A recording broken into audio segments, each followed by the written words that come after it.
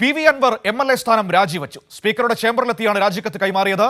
Speaker രാജി സ്വീകരിച്ചാൽ തൃണമൂൽ കോൺഗ്രസിന്റെ അംഗത്വം ഉടൻ എടുക്കുമെന്ന് പി.വി. അൻവർ പറഞ്ഞു. നിലമ്പൂരിൽ താൻ മത്സരിക്കില്ല എന്ന് പറഞ്ഞ അൻവർ എന്നാൽ യു.ഡി.എഫിന്റെ സ്ഥാനാർത്ഥിയായി ഡി.സി.സി പ്രസിഡന്റ് വി.എസ്. ജോയിയെ മത്സരിപ്പിക്കണമെന്നും ആവശ്യപ്പെട്ടു.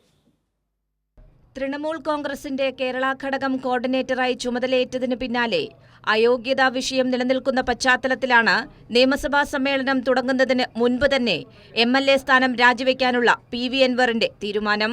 ഈ മാസം 11-ന് ഇമെയിൽ മുഖാന്തരം രാജിക്കത്ത് സ്പീക്കർക്ക് അയച്ചെങ്കിലും സ്വന്തം കൈപ്പടയിൽ രാജിക്കത്ത് നൽകണമെന്ന വ്യവസ്ഥ നിൽക്കുന്ന പശ്ചാത്തലത്തിലാണ് നേരിട്ടെത്തി സ്പീക്കർക്ക് രാജിക്കത്ത് കൈമാറിയത്.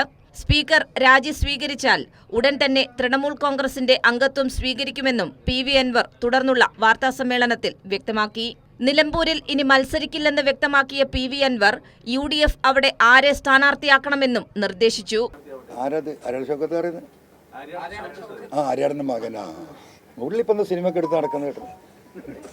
പുള്ളി എന്താ സാംസ്കാരിക സംഘടന എന്തൊക്കെയായിട്ട് ആണോ എനിക്കറിയില്ല.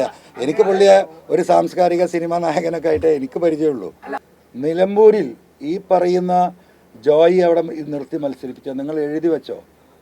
30,000 തൊട്ട് 40,000 വോട്ടിൻ്റെ ഭൂരിപക്ഷത്തിൽ നിലമ്പൂരിൽ നിന്ന് ജോയി ജയിച്ച് കയറുന്നത് കേരളത്തെ ജനങ്ങൾക്ക് കാണാൻ കഴിയും. കുറച്ച് പ്രയാസമായിരിക്കും. പ്രതിപക്ഷ നേതാവ് വി.ഡി. സതീശനെതിരെ നിയമസഭയിൽ ഉന്നയിച്ച ആരോപണത്തിൽ മാപ്പ് പറഞ്ഞുകൊണ്ട് യു.ഡി.എഫ് പ്രവേശനത്തിന് വഴി എളുപ്പമാക്കുക എന്നതുകൂടിയാണ് പി.വി. അൻവർ ലക്ഷ്യമിടുന്നത്.